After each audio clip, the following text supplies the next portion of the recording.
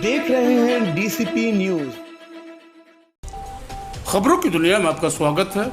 मैं हूं फैज अहमद और आप देख रहे हैं डीसीपी न्यूज। आइए शुरुआत करते हैं आज की खास खबर से। डॉक्टर भीमराव अंबेडकर की जयंती के अवसर पर राष्ट्रीय स्वयंसेवक संघ ने देश के सभी जिला केंद्रों पर पूर्ण गणवेश में निकाला पथ संचलन।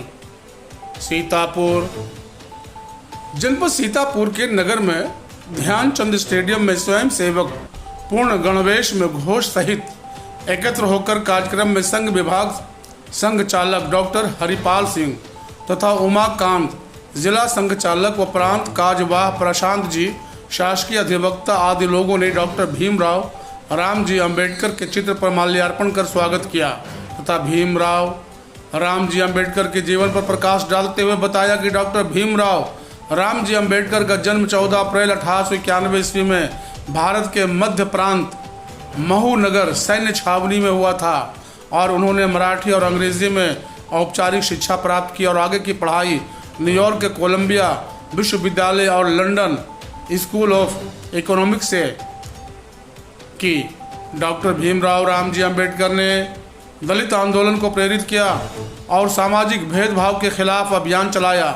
उन्होंने दलितों के लिए शिक्षा और सामाजिक अधिकार की वकालत की और उन्होंने महान सत्याग्रह का नेतृत्व किया जिसमें दलितों को सार्वजनिक जल स्रोत तक पहुंच प्राप्त करने के लिए संघर्ष किया।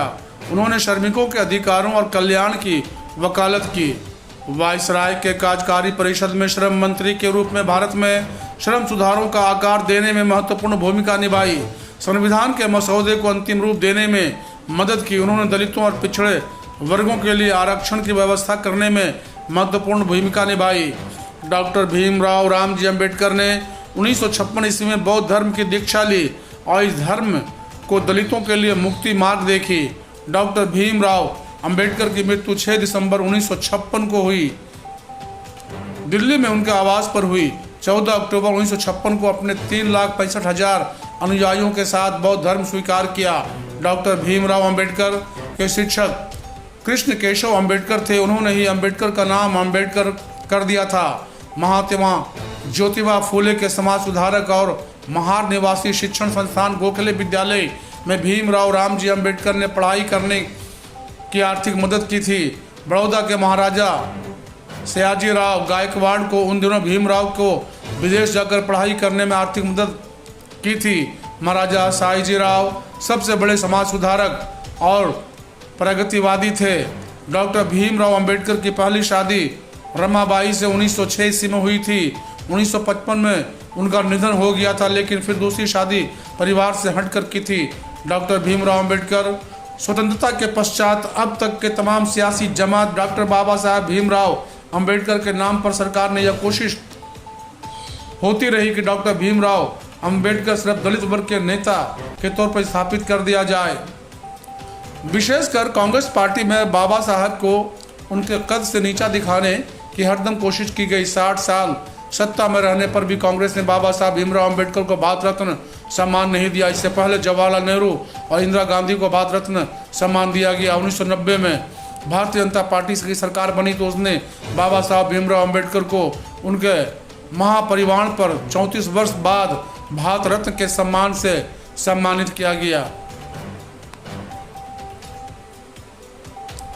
बाबा साहब डॉक्टर भीमराव अंबेडकर के नाम पर वामपंथी दल और कांग्रेस राजनीति करते रहे, लेकिन उनके विचारों और दृष्टिकोण का कभी सम्मान नहीं किया।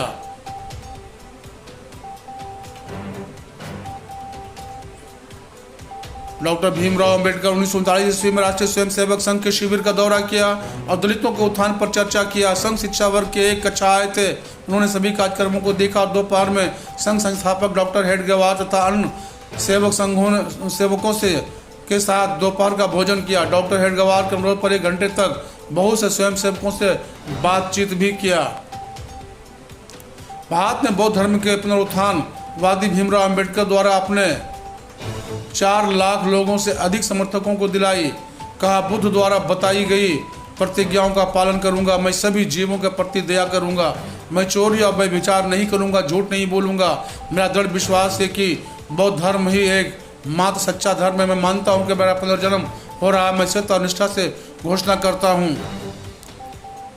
यदि एक भी मुस्लिम भारत में रह गया तो फिर देश में मुस्लिम समस्या खड़ी हो जाएगी। गांधी और नेहरू ने बाबा साहब की बात को नहीं माना और आज देश गंभीर समस्याओं से जूझ रहा है, जो देश के विकास में दीवार बनकर खड़ा है।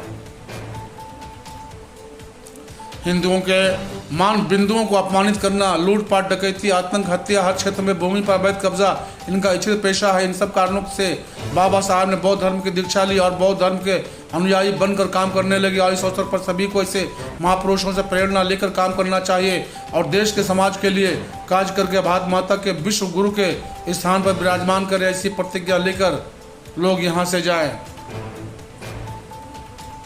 अजय राजपूत के साथ गोकर्ण प्रसाद की विशेष रिपोर्ट, डीसीपी न्यूज, सीतापुर।